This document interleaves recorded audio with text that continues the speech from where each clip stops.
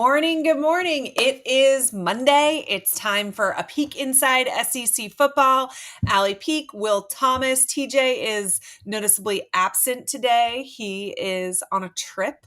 I didn't even ask him what he was on a trip for, but he's in your city. He Will? is, yeah. We have a date this afternoon. I don't know why he's here either. Maybe he's just here to see me, but Oh, perfect. You have a date. Wonderful.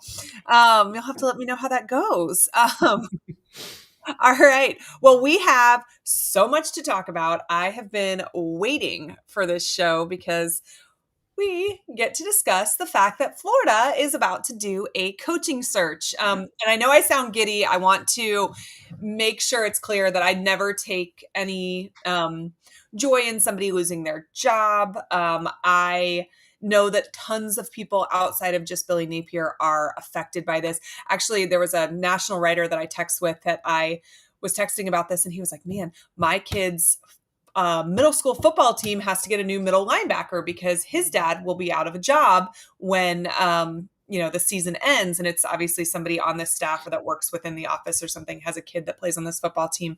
But the ramifications are far reaching, and I don't think it's a decision that UF took lightly. I do actually think it's a decision UF waited probably longer than they really needed to make. But let's talk about it a little bit. Will, Billy Napier is out at the University of Florida after squeaking by Mississippi State at homecoming. I don't know that I would even call that a win. I feel like they just survived. it definitely wasn't a win because Mississippi State had that game won. If they just hand the ball off to Devon Booth at the end of that, they kick Yeah. a field goal and they beat Florida. And this is a much more ugly situation where I'm not even sure Napier makes it to dinner on Saturday.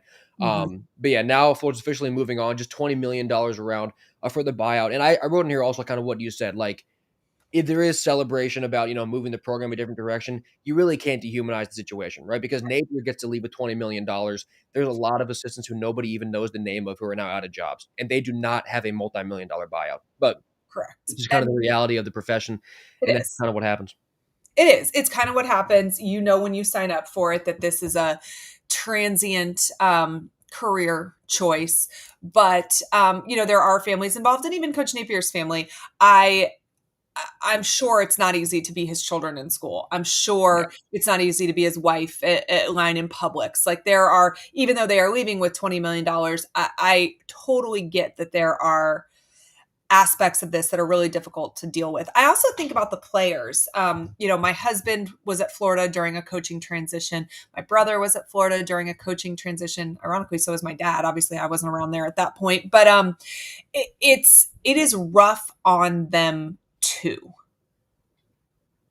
Yeah, I mean, because like for these players, right?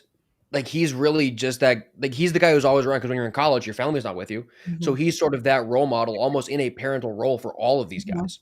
Yeah. And then he just kind of gets canned, and now he's gone. You Mhm. like you almost like look around, like I haven't been through it obviously, so I don't really know. But like you're looking around, it's kind of like, okay, now what?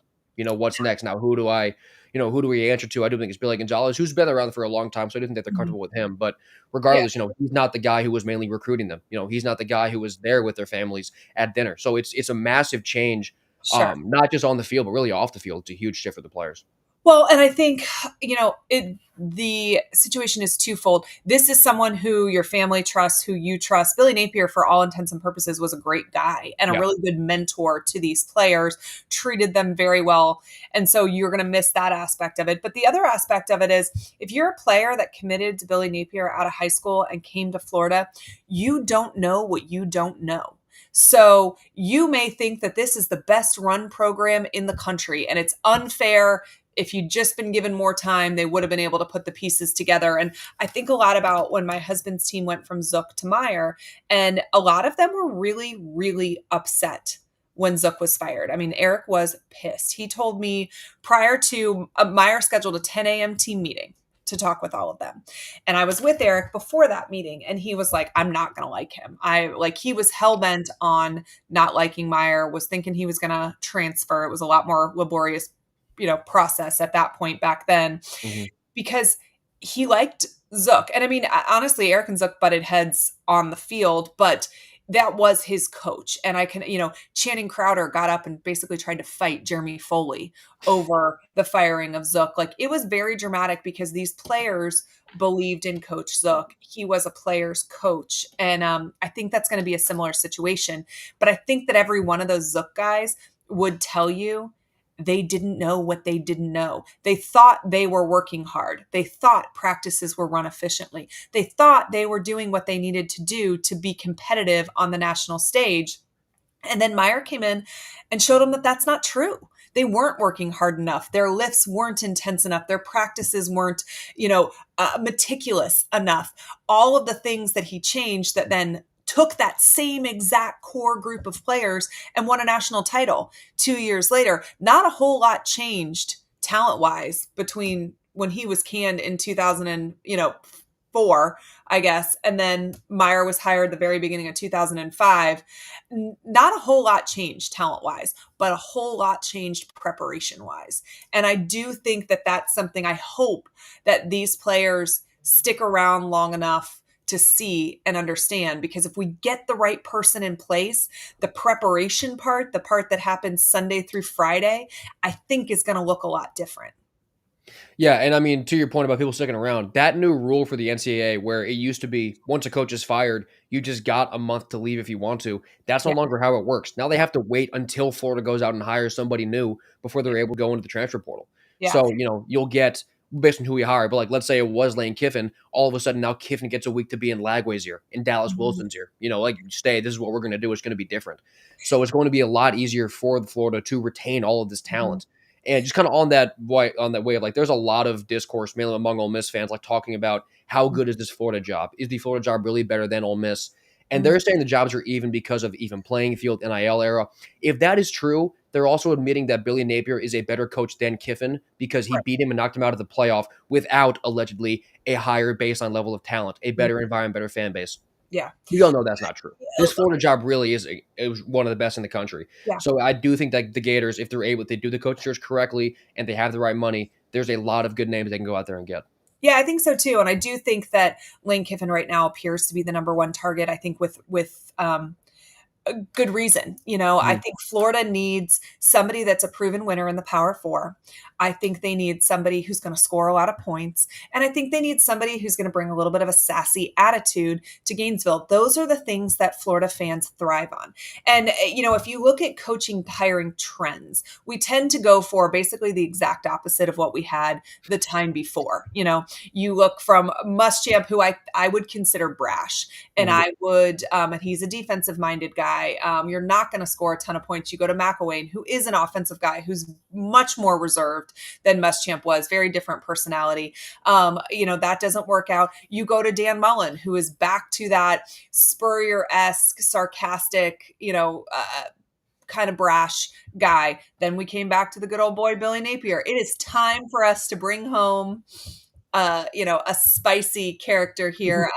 We want somebody. Andy Staples said it best the other day. It was like, we want Yeah. somebody that's going to score points, throw their visor, and talk shit. And that is 1,000% what Florida fans are looking for. And I think Lane Kiffin fits that bill. But I have seen the same thing you've seen about Ole Miss fans saying the job is equal, and that is rose-colored glasses for them, for sure. First of all, there's no income tax in the state of Florida. Tell me that that's not a Yeah, fact Carson is there. when you're talking about, $90 million contracts. You can win a national title without leaving the state of Florida. Maybe you could say that about Texas and California. I would argue you probably can't. I think Florida is the only state where you could say you could win a national title without leaving the state. You Mhm. can't say that about Ole Miss. Florida's athletic department operates in the positive. Old Miss operates in the negative every single year. And while I think what they have done with their collective is impressive, and I think a large part of that's due to Lane Kiffin, they have something like 30,000 contributors to theirs that are all contributing, $10, $20, something like that a month. And I think that that's a really cool concept. I don't believe they have the same amount of high dollar boosters that Florida has. The facilities aren't the same. The stadium's not the same. The support's not the same.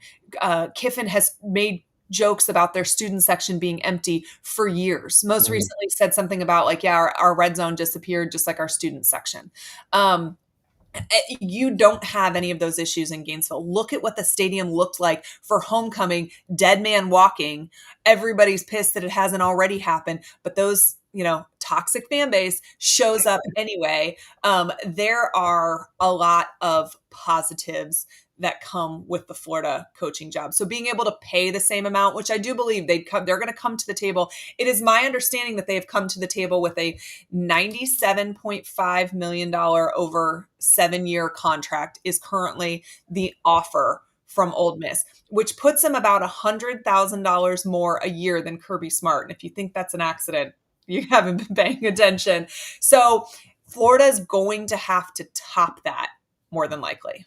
Yeah, I was not ready to fight with Tim Brando online yesterday about the Florida fan base, but but I mean, I kind of have a board of like 5 names that I'll just throw out. We need to dive Mhm. deep into them, but for sort of a tier one for me for Florida job, Lane Kiffin, Jed Fish, I think needs to get a little more attention. He went to Florida, and he also wears a visor, but he's And got he's a cool story. He worked for Spurrier. yeah, exactly, and he had Arizona up to a high level. Washington's got to a pretty good level here, and also just sort of in this era, if DJ Lagway leaves, I think Jed Fish could bring over Damon Williams, his quarterback at Mhm. Washington, who is an absolute lightning bolt.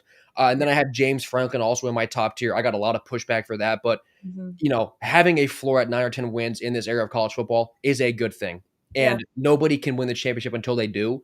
right. And if, for people who are mad at James Franklin's record in big games, Lane Kiffin against top 25 teams is not very good either. And Mhm. that's not a slight at Kiffin. It's just it's Yeah, hard to do that. yeah. And all the coaches who have dominant records over great teams are Kirby Smart, who's not going He's anywhere, not Nick coming. Saban, whose feet are up. Like you're just Right, not going to find one of those guys. And right. then tier two, I've also got Eli Drinkwitz and Marcus Freeman, just as good program builders. Eli's also got more of that visor, swagger, talk shit kind of thing. Mhm. It just cannot be a group of 5 hire. You Yeah. can't do that again. This has got to be a splash hire for Strickland and the Gators.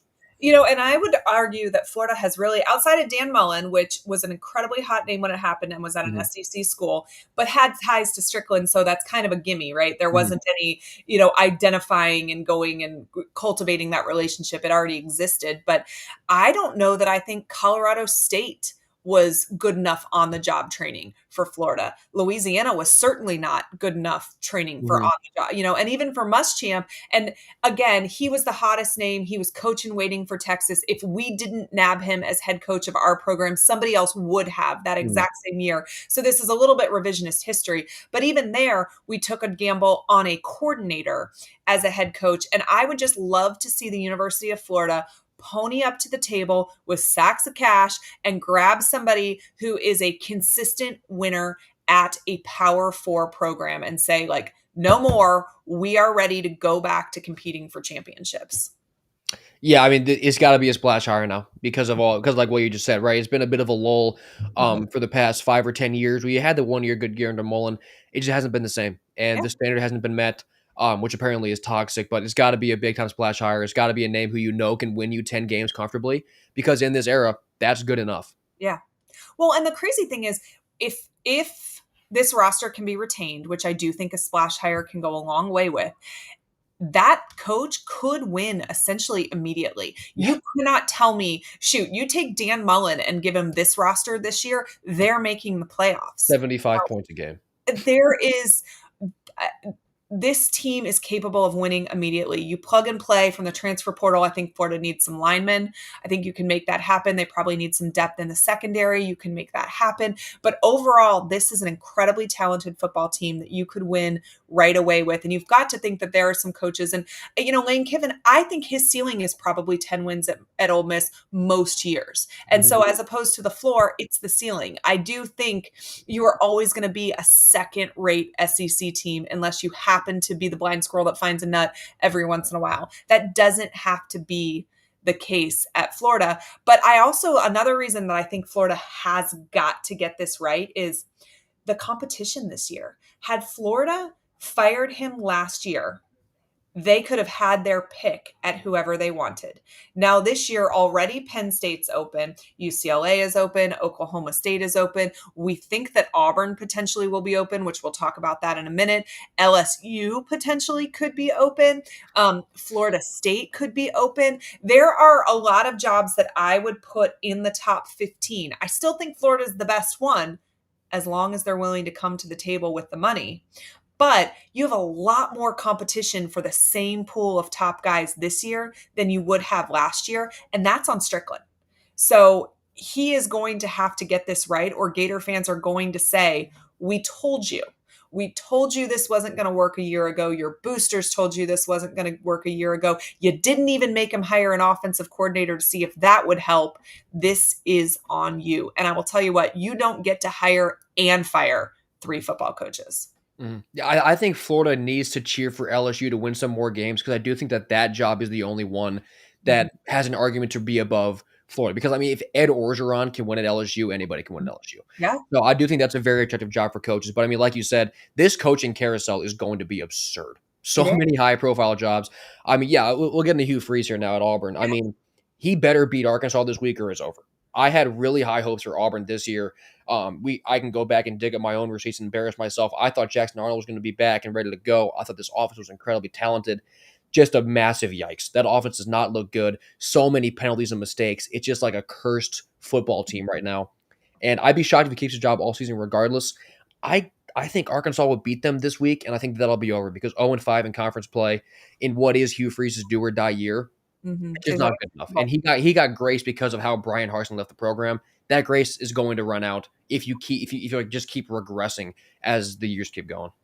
On3 has been reporting that Auburn boosters are holding kind of informal conversations Mhm. about Freeze's future behind the scenes. Another thing that is worth noting for Florida fans is that Lane Kiffin almost took the Auburn job when it was open before they hired Freeze. And so I think he cares about the Florida job more than he cares about the Auburn job, but I'm not inside his head, so I don't know. And we also know Auburn boosters are absolutely willing to, one, throw fits to get what they want, two, throw money at any situation that they think it could potentially help.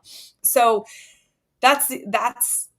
another issue. If all things are relatively the same, which I would say Florida and Auburn are relatively the same, whoever's willing to pony up to the table with the cash is who is going to be king. And it's just another factor in this. But you can't go 0-5 in conference play right now. Auburn's sitting at the bottom of the SEC with Kentucky, another team who in theory could be contemplating a move, even though I would never have told you that I thought that there was a chance Mark Stoops would ever get fired from Kentucky. But, they're worse than normal. I don't know. I just think there's a lot of pressure. That loss to Missouri in front of 88,000 fans at home is not good for optics. Mm-hmm. And about that Kentucky job, what I think is interesting about it, like, it's not going to be a very high profile job where I think you see one of these big guys go, but Mhm. you could go to Kentucky, get SEC resources, get paid an SEC salary, and only be expected to win like 7 A games few. a year. Yeah. Like, it's really not a bad situation for a coach to kind of have a less stressful situation and get paid all that money. But not that I think that, one of these big names are going to end up at Kentucky. But to your point, I mean, if we get Florida, LSU, Auburn, Kentucky, we have Arkansas's job already open. Like, how many SEC jobs have ever been open at the same time? I Like, this mean, is going to be a nuts coaching carousel. it's going to be nuts. What about somebody like Jimbo Fisher out of Kentucky, where this is a proven winner, but you kind of want one layer less of stress than you've been dealing with at some of Yeah, your other stops? Like, that makes a Kentucky team seem incredibly dangerous to me. it definitely could. I mean, Fish, yeah, I hadn't even put that together at all. I just kept seeing Fisher back to FSU as sort of a dream scenario for Knowles fans. But that would work. I mean, I do think one of those guys, coming back, and Ed Orgeron wants to come back to coaching. What if he just goes to like Arkansas or something? That'd be Yeah, kind of fun. Um, fun. but yeah, Jimbo at Kentucky. That's a really good thought. That'd be interesting. The FSU job, not open, and obviously not an SEC job, but I think Yeah. is interesting to talk about. TJ, our counterpart, who is not on today, and I have had some conversations about this, and he thinks that there's a possibility that James Franklin makes a good fit for this, because if Florida State is going to move on, it's going to take about a combined $100 million between what they owe to Norvell and potential buyouts elsewhere or whatever. But if you get Franklin, Penn State has to pay him $8 million a year for like the next 6 years already. So is there a scenario where you can just pay him 4 and he's still hitting that top echelon of coaches in college football? That makes that scenario for them somewhat appealing. I think Florida fans would have a harder time stomaching James Franklin right now because they they just feel like it has to be the splashiest of splashes. Mhm. A couple more people tell Florida no, then maybe that becomes much more of a palatable choice. But I think Florida fans are going to have to know that Lane and, maybe somebody else tells them no before they're willing to like wrap their head fully around that. I just don't give me an Alex Golish, which I love what he's doing at USF. I'm in Tampa. I think it's great. He might be a fit in 10 years for the University of Florida. I just am tired of us taking up and comers. Florida is not an on the job training Mhm. program. It's too complicated. There's too many moving parts. The conference is too hard. He is unproven as a head coach at the highest level. And I think the step up in the SEC would just be significant. And the risk of underperformance is higher than the likelihood of immediate success.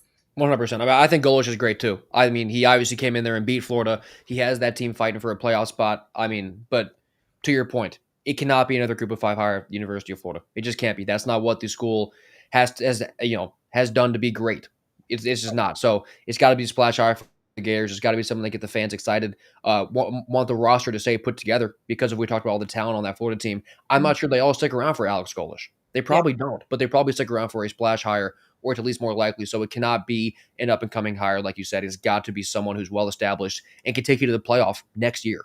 Yeah, we have such a potential for a Zuckmeyer situation if we retain this roster, and so Mhm. that's why this hire is so critical. Back to the Hugh Freeze situation, he only has a $15 million buyout, which I mean, this is all monopoly at this point, $15 million. But I that's doable for the school. They're not going to freeze at the idea of paying $15 million. So Mhm. I don't know. We're gonna have so much to talk about in the next Yeah. coming weeks because this coaching carousel is about to get wild. But let's talk about some of the games that happened this past weekend. Third Saturday in October is traditionally always Bama, Tennessee. And this time was no different. I think Tennessee fans were really kind of thinking maybe we'll get Alabama, this year. They seem to be a little bit on a down year after what happened with Florida State. I think that first week for Alabama might be the craziest thing that's happened in college football so far, given how Florida State's season has progressed and how Alabama's has progressed. Like I'm leaning towards they were drugged in the locker room and the Pee Wee team took their place. Like I don't know how else we can explain what we saw with our eyes versus what we see now. But Alabama did take care of business against Tennessee, 37-20. It was really never close. Mhm. I mean, I guess maybe they opened strong. They tied the game 7-7 on a 78-yard drive capped by a 2-yard touchdown pass from Joey Aguilar to Braylon Saley. But other than that, I mean, it was mostly Alabama, right? Yeah, I mean, the box score is going to kind of lie to you because Tennessee had more first downs, more total yards, more passing and rushing yards. A lot of that came in the fourth quarter when the game was already a 17-point gap. So it was sort of garbage time stuff. I mean, Ty Simpson had another good game through the air, 253 and 2 scores. Ryan Williams kind of came back alive, and Jeremy Bernard is still just as consistent as ever for Bama out wide. And their defense had 4 sacks and 8 TFLs. That was big time to disrupt Tennessee, especially in their passing offense. And the Joey Aguilar thing, I've been talking on my own channel a lot about how his interceptions in big spots are a problem. And I've Mhm. kind of been getting some pushback saying, oh, it's not his fault, it's the receivers. Picks are picks. And the Yeah. out route at the end of the half, that throw is just horrible. Yeah. Because on an out route, if you underthrow the ball, it's going to get picked off every single time because of the nature of how that plays out. So doing it at the goal line when you know that it's your last play from scrimmage at the half, that ball just has to be up. Yep. Like he threw 2 picks against Georgia. He threw 2 picks on the road at Mississippi State, and probably the most consequential pick of the season there against Alabama. Like Mm, Aguilar is going to throw for 270 and like 3 scores every game, and I think that's great. He's still a good quarterback, but the picks are still an issue for me. I yeah. kind of saw it coming in, and it's stuck around in these big games. But as a positive for Tennessee, Deshaun Bishop, running back, totally awesome. 14 carries Mhm. for 123 yards and 2 scores. Their defense didn't get a sack though. So Ty Simpson had plenty of time in the pocket to keep slinging that ball around. Yeah. Bama just flexing their muscles with me at this point. This team looks really complete, Yeah. maybe like one of the most complete teams in the country, and it was a big win for them at home. And obviously undefeated in conference play, so still the favorite at this point, I guess, to head to Atlanta. Their defense is so opportunistic, and I think that's part of what makes them so good. And they're also disciplined. Mhm. And when you pair those two things together, you get things like that 99-yard pick, Yeah. which, a 99-yard pick is maybe one of the biggest momentum swings you can possibly come up with in a game. And they just, it worked for them. Their run defense, though, it did make me wonder, is there a blueprint there for other people for in the future? 2 touchdowns, 120-ish. What did you say? How many 120 yards on the Deshaun had 123. Yeah. I mean, that's something a program can see and potentially hope to emulate and maybe find some success there. But Tennessee, I feel like their motto. We joke at Florida that our motto is wait until next year, but I feel like that's really the case for Tennessee. Mhm. And this is a team that our Gators will get at home in a couple of weeks, and our can our secondary pick them off? I don't know, but they just costly mistakes, inconsistent quarterback play. Uh, they're out of contention at this point, right? Yeah, for me, Tennessee's not quite there. I thought they were just a step below, true contention coming into this year. I mean, this offense is awesome. No Yeah, question about their offense at all. It's the second best in the SEC in yards per game. I believe it's the top in points per game. Yeah, it is. But their defense, it's hard to really blame what they've done because I mean, their top 2 corners are hurt. yeah, And those 2 guys are like they're all American caliber players. So they've been beat up in the secondary, which has really hurt their ability to hang around in this Alabama game or separate yeah, from Mississippi State.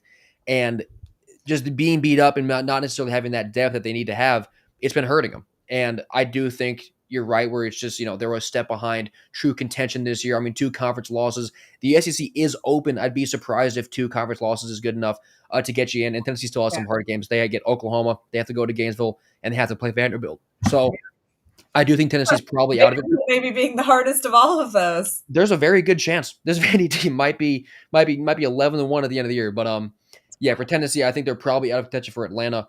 With the playoff, you never know if people pick up more losses. They only drop one more game, but I do think Tennessee's probably out of it, just 1 or 2 steps behind where they would need to be. Yeah. And I think they're a tick behind where they were last year Mhm. too. And if we're using that as the measuring stick for just squeaking into the playoffs. Okay, well, let's talk about another big one. Ole Miss and Georgia. This game took place between the hedges. I think Lane Kiffin kind of gets some flack for not being able to win the big one, so to speak.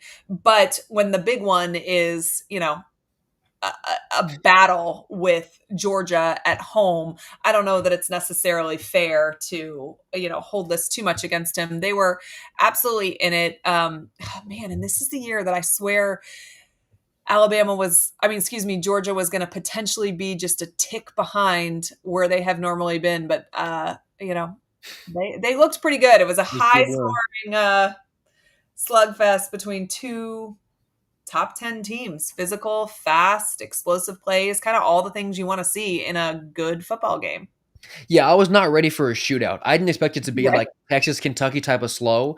But I mean, 43-35 was not what I had on my bingo card. 55 total first downs, 552 combined passing yards. But the biggest gap in this game was rushing. Georgia ran the ball for 221. Ole Miss only had 88 yards. And Gunnar Stockton, he might be making a push to be in the Heisman discussion. He's not really up there for me yet, but he had an awesome game, 26 Breakout 41 game. passing for 289 and 4 scores. He also had Georgia's longest rush of the game, carried the ball for 59 yards overall. But this Georgia thing, their defense is not the For a same. touchdown, right? Yeah, he did score. He did score. But the thing for Georgia for me, defensively, they're not close to the same that they were when they were winning championships. They got no sacks in this game. Mhm. Their defensive front and their pressure and their havoc, it's just not there. Yeah. And that's a problem for this Georgia team. It got them beat against Bama because Ty was able to throw the ball around. It will get them beat in other spots, especially on the road, if they can't disrupt opposing offenses. Yeah. I was so impressed with Gunnar Stockton in this game. I feel like you can very much tell why Georgia moved on from Carson Beck, and that Gunnar Stockton was the heir apparent, particularly when you compare Miami's game versus Georgia's game this Mhm. year. But there was a crucial Ole Miss turnover in the red zone halfway through the fourth quarter. That kind of set up that game sealing touchdown for Georgia. I always find it interesting when a tight end is the big difference maker, but Lawson Lucky was a difference maker for sure. He had 3 touchdown passes or catches, excuse me. That's pretty clutch, particularly for a tight end. Yeah, I hadn't seen Georgia's tight ends really get much use because Oscar Delp is still there, and I think he's an awesome player. But Yeah. obviously, Lucky's just as good as he needs them to be. So that was a big time one for Georgia. For on Ole Miss's side, Trinidad Chambliss, I was worried about him in this moment because coming from Ferris State, he Never. has tons of experience, but he's never seen a crowd like Athens. Mhm. And his numbers are fine because of how explosive after the catch the receivers were. But Yeah. he was only 19 of 36, I think, was the passing. Like he wasn't quite as accurate. He wasn't as consistent. He did throw for one and still run for 2 touchdowns. He was still very productive. He outperformed what I thought he was going to do. But with that completion rate and just without a run game really there to support him, he was off his game a little bit. He was a little bit out of his rhythm. That Georgia defense, they have a ton to figure out, obviously, because they gave up 35 points, but they were good enough, or maybe the environment was good enough to have Chambliss a little bit on edge where he wasn't totally comfortable to, go get one more score. But to his credit, I mean, Ole Miss didn't get stopped until the fourth quarter, I Yeah. think was actually what happened. Like for Ole Yeah. Miss, if you have to score every single drive to win games, that's just not going to work. So their Yeah. defense really has a lot of holes to plug. Yeah. I mean, I think that's the fourth quarter is where your home field advantage just comes into play. And I do think that that was a part of the difference in this. They outscored Ole Miss 17 and nothing in the final quarter. And I also think that is credit to Kirby Smart. His teams finished better than maybe anybody in the country. I will scream from the rooftops. I think Kirby Smart is the best game day coach that is currently active in college football. I think he makes incredible adjustments. I do not ever want to be in a dogfight with him in the fourth quarter. You need to start beating him very early so that there is massive separation by the time that fourth quarter rolls around, because if it is tight, I would not bet against him. Yeah, I have that exact same note in my sheet here that Kirby is the best in-game coach in the sport by a mile. Because if you Mhm. go through Georgia's games here, like that game at Tennessee when they were down by 2 scores, this game at Ole Miss, and what the hell I'm missing? Alabama, I mean, they Yeah, and just like but they lost that one, but I mean, it was close to the yeah, wire. but how many coaches are able to win all of these games that you're down by, a score or two in?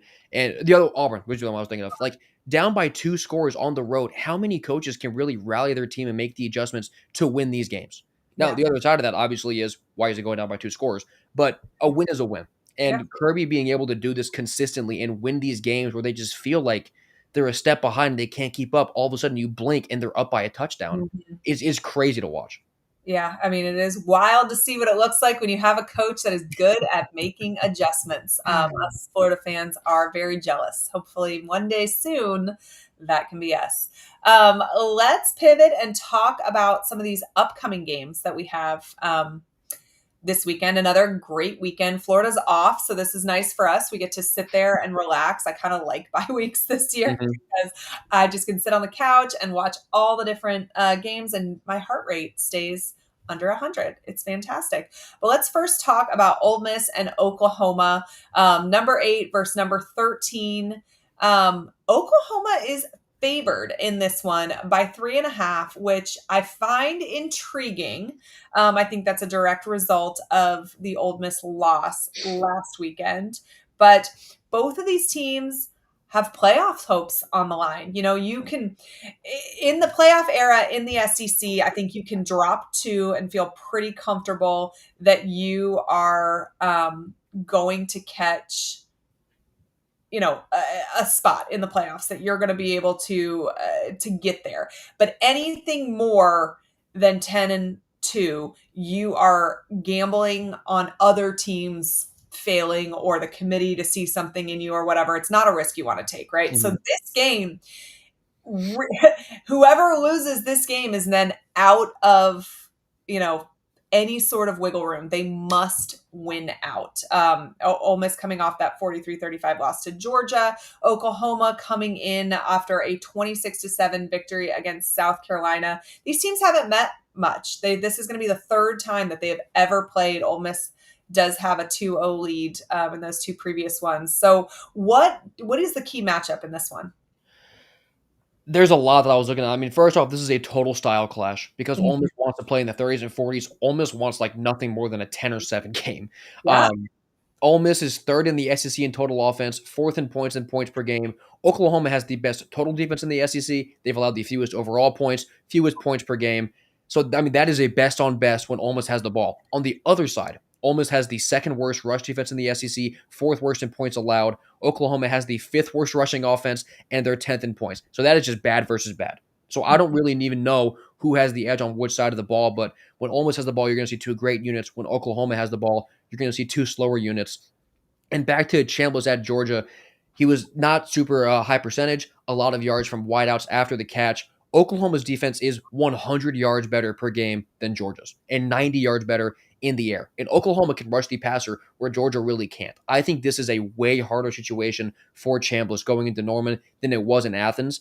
And for Oklahoma offensively, they finally found a pulse running the ball last week. I don't really put a lot of stock into running it on South Carolina because LSU did that, and then they still got beat by Vanderbilt this past week. But Ole Miss, it's worth noting, their rush defense is even worse than Carolina's. So maybe Oklahoma can still replicate that and take some pressure off of Napier and that passing game and have a balanced attack. But my biggest matchup is definitely Oklahoma's defense versus Chambliss because it's yet another step up from his jump to play Georgia last week. All right, give me a couple keys to victory here. So if Ole Miss wins, it's because they did this, this, and this correctly. Because they protected Chambliss and had give it no more than 2 or 3 sacks. They limited Torrey Blaylock in the running game for Oklahoma. He's by far really their only threat running the game outside of Napier. And they were able to pick off Napier at least once because we saw in that Texas game Napier had his worst game turnover wise, and they were just dead on arrival. So you got to force a turnover, keep the ball, keep Trinidad Chambliss' jersey clean, and really stop Blaylock from being able to get you. I think I would add to that, not just protect Chambliss, but I think protect the football in general is kind of an important one there. And I think they need to finish drives that, if they can do that against this Oklahoma defense, they can, they can hang or they can pull it out. Same question, Oklahoma. Torrey Blaylock runs for 85 yards. You get 4 or 5 sacks on Chambliss, and Matier's thumb stays in one piece, because he's got to just body. yeah, as long as it's still on his hand, they'll be good. But yeah, for Oklahoma, just more offensive consistency, really, as I think the overarching theme of that, because we haven't really seen that in SEC play, after that Auburn game, because Texas really disrupted them. And then last week, their Matier only threw for 150. He didn't have to throw for a lot against Carolina, but the passing game wasn't really this. There's a more consistent offense for Oklahoma, and that defense just has to stay within themselves and do what they know that they can do. I think controlling the clock too Mm-hmm. is something that could really help Oklahoma. You mentioned at the beginning of this the style clash between these two schools, and Oklahoma wants to force them to play their brand of football, and obviously Ole Miss is hoping for a track meet. Okay, so let's do a little prediction. So defense, home field advantage, those all factor in here. Tell me your score prediction. Yeah, so I'm going to take Oklahoma because, the number looks so weird. Oklahoma favored by 4.5. No way Ole Miss loses 2 in a row, right? I think they do. Venables versus Kiffin, I think, is an awesome coaching matchup. That's going to be really fun to watch all day. But I'll go like Oklahoma 28-20. I think that Oklahoma is able to find some decent offense against what is a weak Ole Miss defense. And Oklahoma's defense is awesome, but Ole Miss is talented enough where I think they get some to get up to 20. But give me Oklahoma 28-20. Okay, our score predictions are decently close here. I have Oklahoma as well, but I put 27-22. So, I expect a tight, kind of low scoring finish to this one. All right, let's talk about a game that if you would have asked me in July, would we be previewing this the 4th week of October? I would have told you absolutely not. But here we are talking about Missouri and Vanderbilt. Both of these teams are sitting at 6-1. Both are alive in SEC championship play. Both are in playoff conversations. This game is taking place in Nashville, right down the street from you, Will. And the opening odds have Vanderbilt favored by, I've seen 2.5 and 3. So I think it kind of depends. And big stage, college game day is going to be on location for this matchup, which obviously gives it a national spotlight.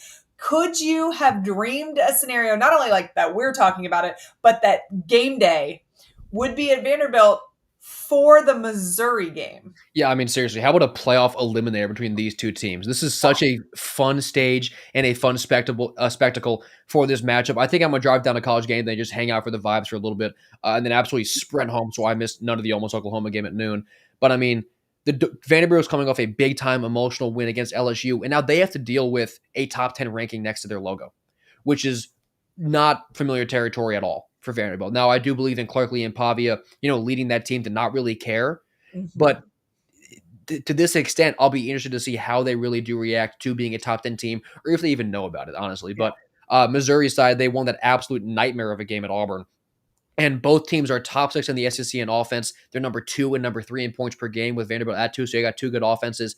And Missouri's defense is 4 points per game better defensively. Now, they have the second best run defense in the SEC. Vandy has the third best run offense in the SEC, so that's really the big matchup for me, is Vanderbilt running the ball, because what's going to give? Both teams are great running the ball, offense and defense respectively.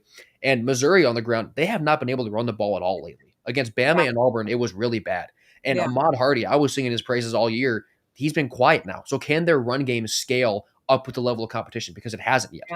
Yeah, I think that, you like you said, you mentioned Vanderbilt's running game, but I do also think Missouri being able to establish a run game against, and Vanderbilt's ability to defend it, I guess, also is a big battle in this.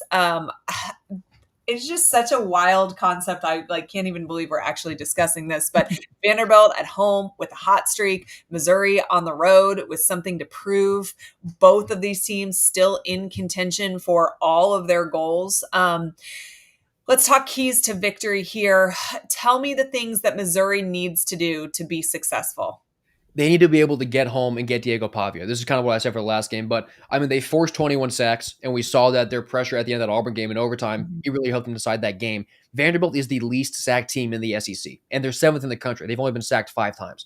A lot of that is credit to Pavia being able to create, but Missouri's got to get home and kind of sort of reverse that trend. They're good at sacking the quarterback.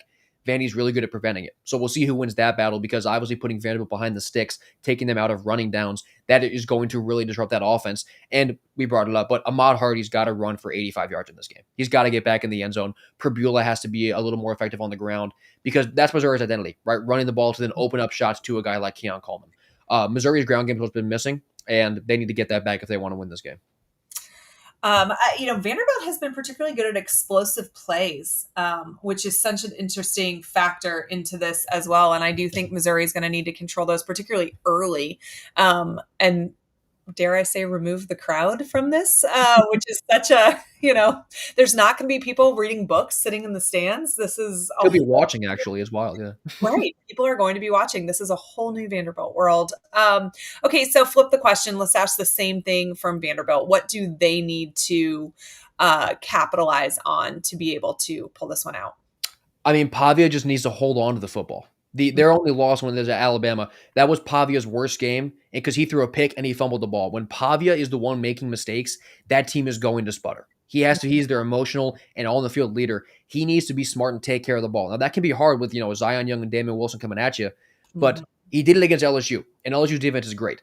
Missouri's coming in. They actually do rank better in a lot of stats, but they don't have that superstar power, so it's less attention. But Missouri's defense is really good. So Pavia's got to be able to take care of the ball, establish Cedric Alexander in the running game. And Eli Stowers has been kind of quiet at tight end.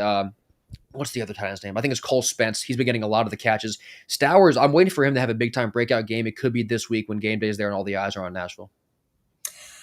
I would also add in there, capitalize on that home crowd. And get ahead early. I think that that is the best possible thing a home team can do for momentum is get out early, keep this crowd in it, let them be a factor.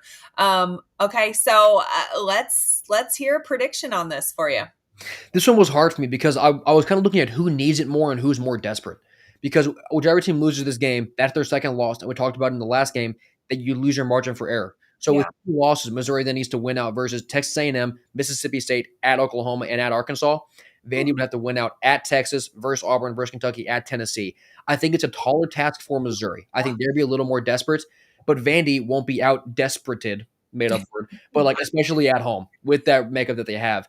And Missouri showed a lot of cracks on both sides against Auburn. I think the Doors can exploit that. I think that Vandy is able to extend this lead late, go to 7-1. Give me Vanderbilt 31-20. Okay, 31-20. Ooh, so I also think that Vanderbilt wins.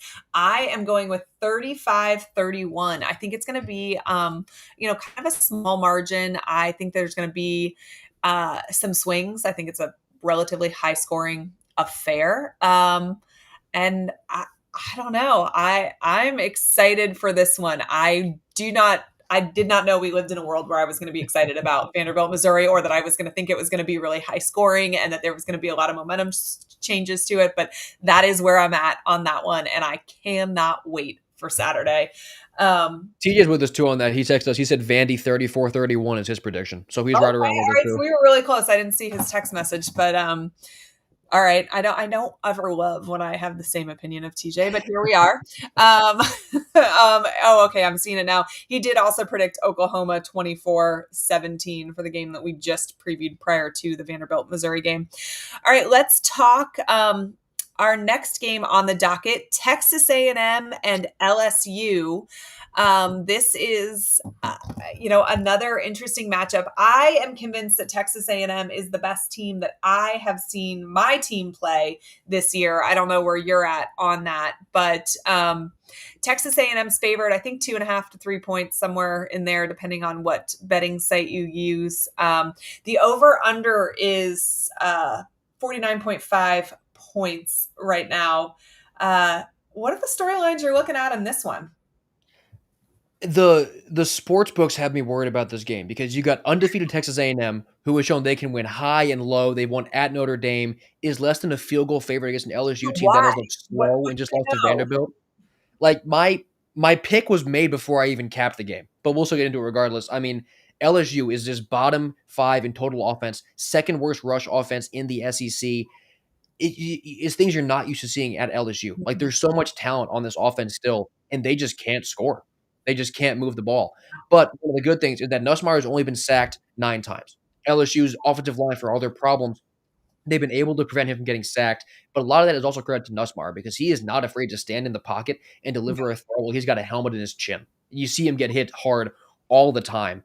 But on the other side of that, A&M has the number 5 passing defense in the SEC.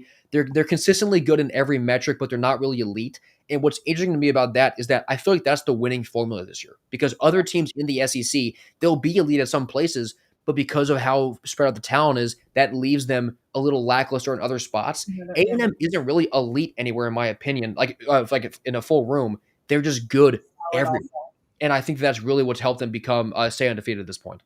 I do think it's worth noting that this game is taking place at night in Baton Mhm. Rouge.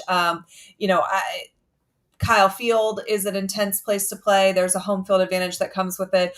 I happen to think that Baton Rouge is the hardest place to play on the road in the entire country.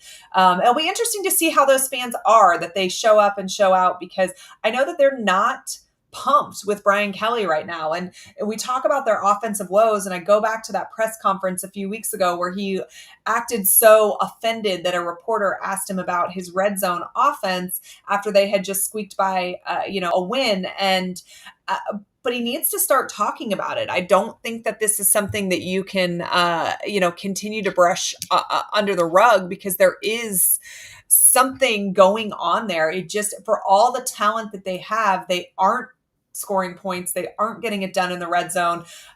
Something is amiss for sure. But if they are going to have a shot against Texas A&M, what do they need to do?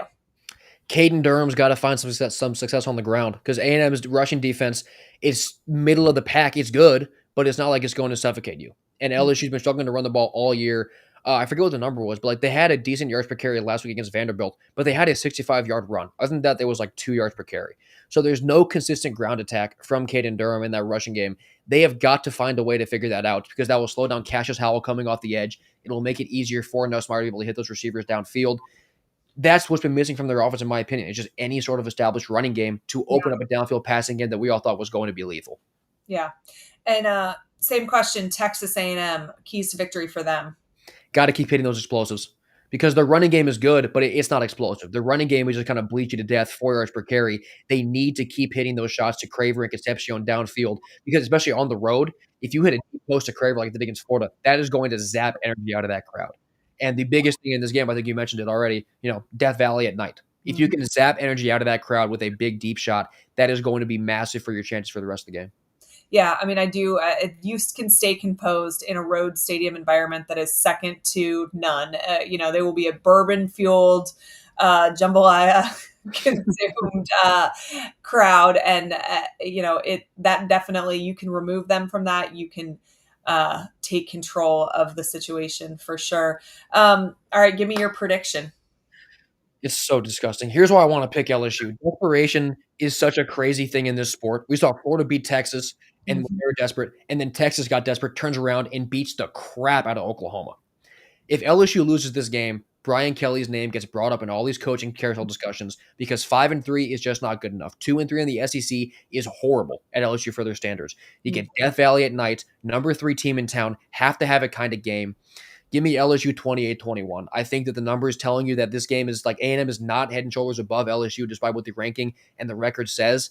This is just a spot. It's a spot for me. So give me LSU 28-21. Okay, so this is interesting, and I will admit I made my score prediction before I even looked at the line, and I don't love picking against Vegas because I feel like Vegas always knows something is up. But I wrote down Texas A&M 27, LSU 20.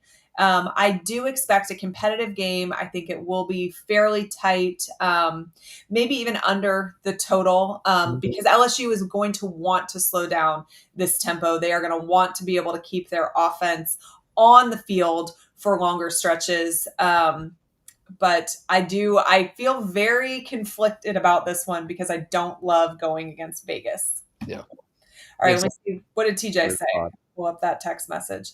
TJ says Texas A&M 30-21. God, we are very close on these picks, he and I.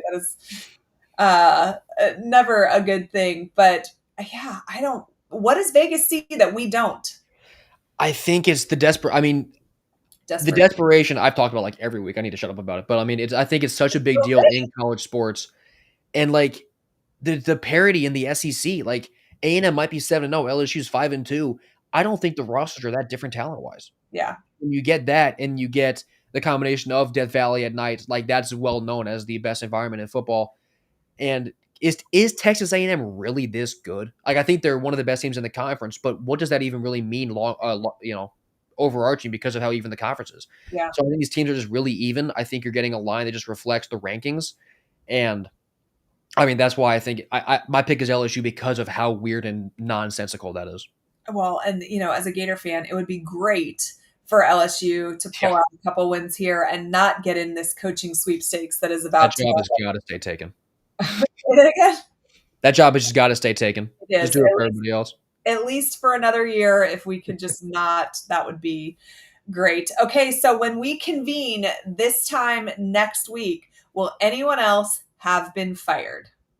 I think Hugh Freeze will have been because my pick is Arkansas in that game. We didn't talk about it, but I just think Arkansas's offense is so good, and Auburn's really isn't. So I think that they won't be able to keep up with the Hogs. So I do think that Hugh Freeze, once you go to 0-5 in the SEC, I think he's done. Brian Kelly will be fine because even if they lose that game, it won't happen yet. And I'd be shocked if Stoops gets fired if they lose Tennessee. So I would say just Hugh Freeze, I do think is going to be gone next time we talk. All right. Any chance Florida State doesn't have Norvell? I know this is not a college football show. It is an SEC show, but worth mentioning because same pool. I thought there was, and then I saw a tweet from Thamel. It was a statement from Florida State's AD. It was like talking about they were going to have a comprehensive review, quote unquote, when the season ends. So I don't know if that's just sort of, just speaking to try and calm people down, or if they really mean like we're going to let him ride it out for the rest of this year and just kind Yeah. of see what happens. But it was deep disappointment that they're short of the standard.